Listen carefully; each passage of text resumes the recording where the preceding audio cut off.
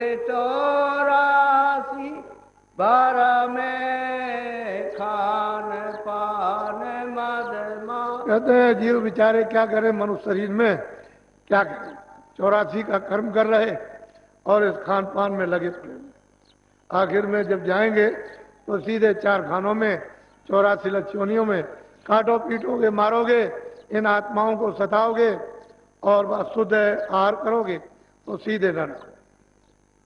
सीधे ऐसे ऐसे घोर नरक हैं कि जितना ये देश है पूरा, इतना तो वहां एक खंबा है आग से जलना, आग से, यानी जितना ये देश उतना एक खंबा है ऐसा खड़ा हुआ और आग धधक रही है।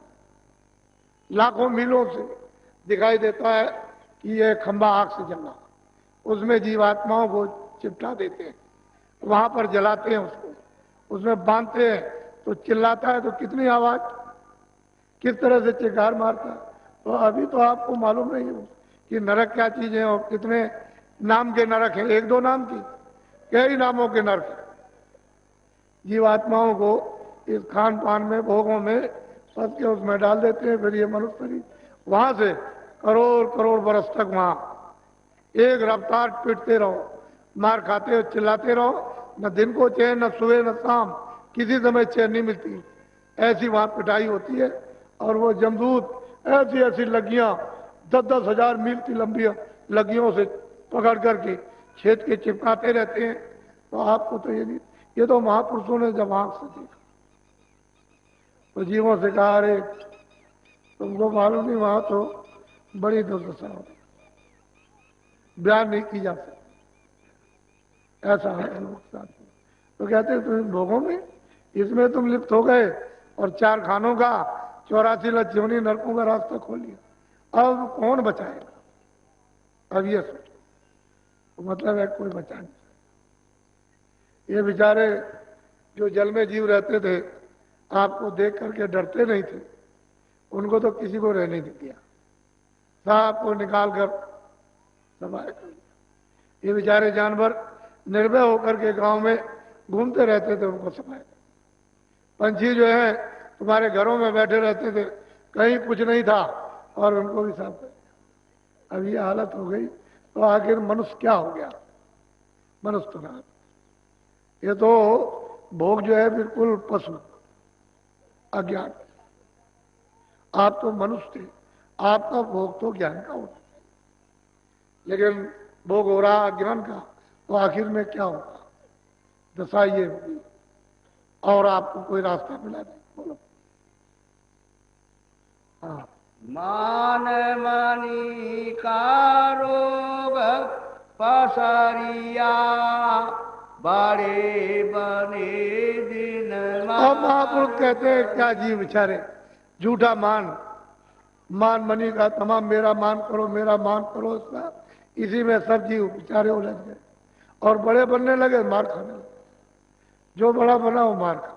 अरे भाई, यहां तो सबकी एक ही घाट की दशा है, क्योंकि मौत के घाट पर तो कोई किसी का नहीं, सबको वही शमशान भूमि पहुंचाना। हम भी तो जाएंगे, हम कौन पट्टा लिखा के आए? अरे किराए के मकान में आए, अपना काम कर लो, यही बहुत सारी है। और अपना काम करने के बाद किसी और का बन जाए, उसका काम कर दीजिए, नहीं तो एक किराए का मकान दो, जब पूरा होगा कहेगा अच्छा अब हमारा, हमको दे दीजिए, तो उसकी जय जयकार होगी, अच्छा हुआ आपने ले लिया अपना मकान। तो अपना काम कर लो, मकान उसका दे दो, हंसी खुशी से, रो गाओ मत, जिसका मकान उसके सोच कर। तब तुम बड़े बुद्धिमान और चतुर हो और तुमने बुद्धि से काम ले लिया और तुमने अपना काम नहीं किया। और जब वो आया कि मकान दो तो रोने चिल्लाने लगे, कहले ऐसा नहीं वैसा नहीं, अभी नहीं, जब नहीं। अबे तो कब? वो तो घाट सबका ही थी, 2 घाट नहीं है। लेकिन जो जीते जी मर जाते हैं, वो मरे हो जिए क्या चीज, वो तो जीते जी मर गए। जब सूरत को शरीर से नाम से जोड़कर अलग कर दिया तो जीते जी मर गए। वो तो बिल्कुल ऐसे ही अलग हो जाती है जैसे मौत के वक्त अलग होती है। ऐसे ही नाम की डोर पकड़ के चल जाए, शरीर यहां बैठा रहता, उसकी संभाल ऊपर के सब लोग करते हैं, कोई छुए नहीं, कोई छेड़े नहीं। एक महात्मा जंगल में गए तो वहां साधना कर रहे थे गुफा में। तो उनकी साधना को उनको देख करके बिल्कुल अचेत पड़े हुए थे। तो हम बाहर आए, उनके शिष्यों से पूछा, कह लगे आप कुछ बोले तो नहीं? मैंने बोला तो मैं कुछ नहीं, मैं समझता हूं कि साधना कर रहे हैं। अब ऐसा मालूम होता है कि शरीर में नहीं। तो वहां सब रक्षा करती है। कोई आदमी, कोई यानी जानवर, कीड़ा कोई बोल नहीं सकता, बिल्कुल एकदम सब रक्षा होती रहती। और जब तक वो विचरण करेंगे तब तक करेंगे, और जब उधर से लौट के आगे बढ़ा जाए तो कहते हैं जीवत मृतक हो रहो तजो खलक की आस, समरथ रक्षक सदगुरु मत पावे दुखना। जीते बने। और वो कैसे? सूरत को नाम के साथ और नाम पकड़ के ले जाए।